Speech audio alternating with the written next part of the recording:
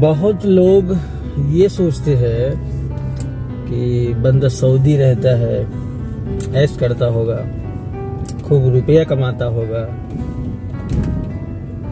तो सही सोचते हैं।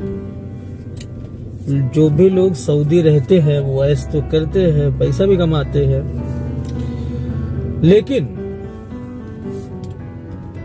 मेरा उन लोगों से ये भी कहना है, वो लोग सऊदी रह के देखें, विदेश रह के देखें, पैसा कमा के देखें, तब पता चलेगा कि घर से दूर, अपनों से दूर, बीवी बच्चों से दूर, परिवार से दूर रह करके कितना मुसीबत झेल करके पैसा कमाते हैं लोग, सऊदी रहते हैं लोग। अभी आप दिल्ली मुंबई रहेंगे तो कोई प्रॉब्लम नहीं, कोई बात हुई घर पे तुरंत ट्रेन पकड़े चल दिए, मगर सऊदी रहते हैं तो कोई इमरजेंसी आ गई तो जा तो सकते हैं, लेकिन जाने के लिए 100 बार सोचना पड़ता है। सऊदी तो रहना पड़ता है अपना घर का खर्चा चलाने के लिए, घर परिवार चलाने के लिए, अपना घर बनाने के लिए अपनों से ही दूर रहना पड़ता है। बाकी आप लोग कैसे हैं? ठीक हैं? उम्मीद करता हूँ अच्छे ही होंगे, अच्छे रहना भी चाहिए। और आज हम इस वीडियो में कुछ 2-3 टॉपिक है जिस पे बात करेंगे, आप लोगों को बताएंगे। बहुत लोगों का सवाल ये रहता है कि सऊदी हम जाएंगे तो हम क्या क्या लेके जा सकते हैं, कौन कौन सा सामान लेके जा सकते हैं, और अगर सऊदी में हाउस ड्राइवर का काम करते हैं तो किसी कंपनी में कफाला करवा सकते हैं कि नहीं, यानी ट्रांसफ़र करवा सकते हैं कि नहीं। तो आज इन 2-3 टॉपिक पे बात करेंगे, बताएंगे आपको कि आप क्या क्या कर सकते हैं और क्या क्या नहीं कर सकते हैं। तो दोस्तों बने रहिए इस वीडियो में आखिरी तक, ताकि आप लोगों को सारी जानकारी मिल सके। तो दोस्तों मेरा नाम है नमन और आप देख रहे हैं हमारा यूट्यूब चैनल नमन जलालपुर। तो जितने भी लोग नए हैं हमारे चैनल को प्लीज़ सब्सक्राइब कर लें और बेल आइकन को ऑल पे प्रेस कर लें, ताकि आप लोगों को इसी तरह इन्फॉर्मेटिव वीडियो आसानी से मिल सके। तो चलिए वीडियो को शुरू करते हैं।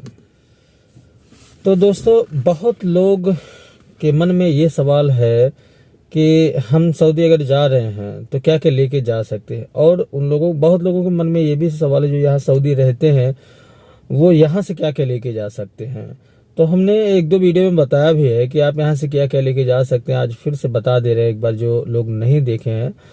तो यहाँ से आप गोल्ड वगैरह ज़्यादा से ज़्यादा 4 ग्राम 5 ग्राम तक ले जा सकते हैं, वो भी पहन करके रख करके मत ले जाइए। और इलेक्ट्रॉनिक सामान में कुछ जो ज़रूरी चीज़ें हैं वही ले जा सकते हैं। टीवी वगैरह अगर आप ले जाना चाहते हैं तो 32 इंची तक आसानी से ले जा सकते हैं। उसके बाद अगर ले जाते हैं तो उसके लिए आपको अलग से जो है वहाँ पे चार्ज वगैरह कुछ देना पड़ता है। हालांकि 32 इंची तक आसानी से चला जाता है, उसके लिए कुछ भी नहीं देना पड़ता। बाकी लिक्विड वगैरह का जो भी सामान है, जैसे ऑयल से जो भी ऑयली यानी लिक्विड में जो भी आइटम है, आप उसको हैंड बैग में मत लेके जाइए, लगेज में रख के लेके जाइए, कोई प्रॉब्लम नहीं होगा कहीं भी। और अगर हैंड बैग में रखते हैं तो प्रॉब्लम होगा, फिर आपको चेकिंग के दौरान उसको निकालना पड़ेगा। बहुत लोग शैम्पू वगैरह खूब ढेर सारा खरीद लेते हैं और हैंड बैग में सोचते हैं लेके जाए, तो 99% मान के चलिए वो आपको निकलवा देंगे ही एयरपोर्ट पे, वो नहीं ले जा सकते आप हैंड बैग में, बिल्कुल नहीं। आपको लगेज में रख के ले जाइए, कोई दिक्कत नहीं है। तो ये आने और जाने के लिए दोनों के लिए ही फ्लाइट का नियम ही यही है कि जो भी आप लिक्विड का सामान है वो अपने हैंड बैग में मत ले जाइए, आप लगेज में रख के ले जाइए। तो यही थी आने जाने संबंधित कि क्या ले जा सकते हैं क्या नहीं। बाकी जैसे आप अगर आपका हैंडबैग जाते समय अगर आपका हैंडबैग 7 kg है और लगेज 30 किलो है, तो 30 किलो से आप आधा किलो कम ही ले जाइए, उससे ज़्यादा मत ले जाइए। यहाँ पे क्या है कि जब वेट करते हैं तो 30 किलो रहता है, तब भी कहेंगे 1 किलो ज़्यादा है, 2 किलो ज़्यादा है, इसका इतना चार्ज लगेगा। हालांकि 30 किलो से कम थोड़ा सा लेके जाइए, बाकी कोई दिक्कत नहीं है। हैंड बैग में क्या है, हैंड बैग में बहुत लोग हैं जैसे 7 किलो सामान है, बहुत लोग 15-15 किलो लेके निकल जाते हैं। उसके लिए तमाम तरीका है। आप जैकेट वगैरह कुछ भी ले लीजिए, उसमें सामान भर लीजिए, खजूर वगैरह जो भी वजनी सामान है उसमें भर लीजिए आराम से। हाथ में लिए रहेंगे तो वो उसका वजन नहीं होगा, आपका जो हैंडबैग रहेगा सिर्फ उसका ही वजन होगा, तो आप आसानी से उसको जो है लेके निकल सकते हैं, कोई दिक्कत नहीं है। बहुत सारे लोग हैं जो जिनका सामान ज्यादा हो जाता है तो वो सोचते हैं क्या करें, तो उसका सिर्फ एक ही उपाय है कि आप जैकेट वगैरह कुछ लिए रहिए, कपड़े वगैरह जो हाथ में लिए रहिए उसी में भर लीजिए, तो उसका कोई चेकिंग वगैरह नहीं होगा। बाकी एक छोटा सा बैग, पर्स टाइप में जो बैग आता है पासपोर्ट वगैरह रखने के लिए, वो थोड़ा सा हल्का सा बड़ा ले लीजिए, उसको लटका लीजिए, उसमें भी सामान भर लीजिए, कोई दिक्कत नहीं, उसमें भी 2-3 किलो सामान आराम से भर के ले जा सकते हैं, उसका कोई जो है चेकिंग वगैरह नहीं होता। ये सब आने के लिए और जाने के लिए दोनों के लिए है।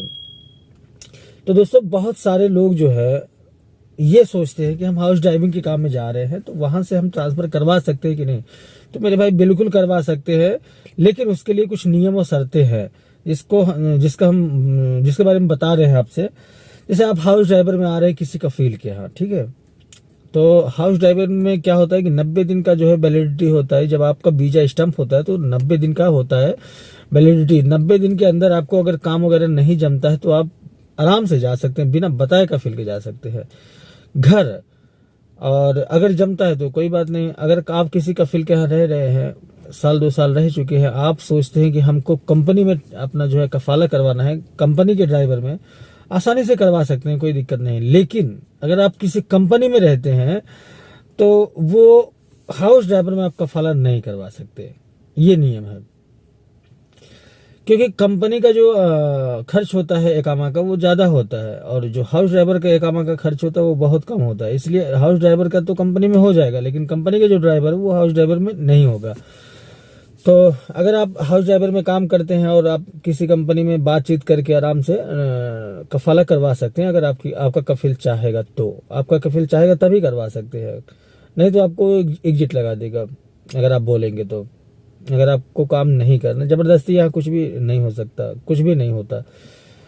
तो जबरदस्ती पहले होता था, अभी तो क्या है कि सभी लोग जानकार हो गए हैं और सब यहाँ पे केस वगैरह सब कुछ सिस्टम कैसे क्या होता है सबको पता हो गया है। जिनको नहीं पता है वो भी आए यहाँ पे जो है, जब आते हैं तो उसके बारे में पता कर ले उनको क्या करना है। अगर आपको बहुत कफील क्या होता है हुरूप में डाल देते हैं, अगर कोई लफड़ा वगैरह करता है कोई ड्राइवर तो हुरूप से भी निकलने के लिए 15 दिन का समय होता है, उसके अंदर आप निकल सकते हैं। अगर उसके लेट हो गया तो उसके लिए भी तमाम नियम कानून है, आप समझ करके हुरूप हटवा सकते हैं।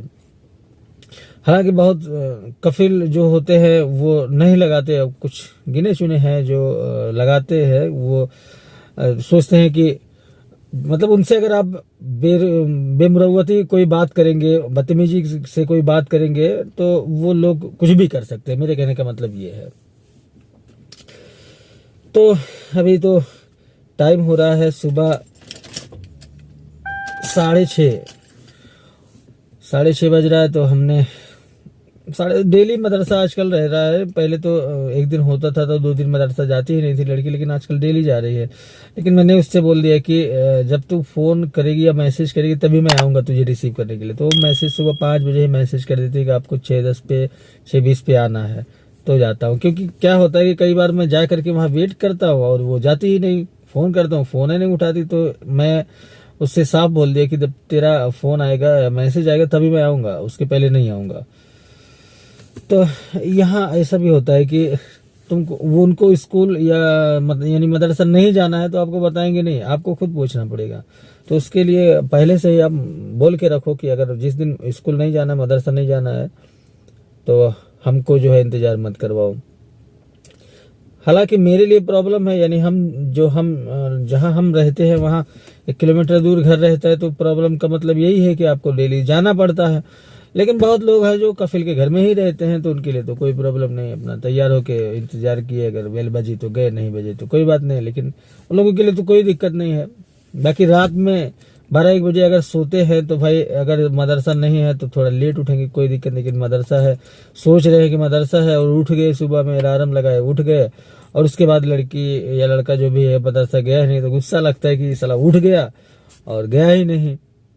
अगर नहीं गया होता तो जो है मेरा और नींद मेरी पूरी हो जाती।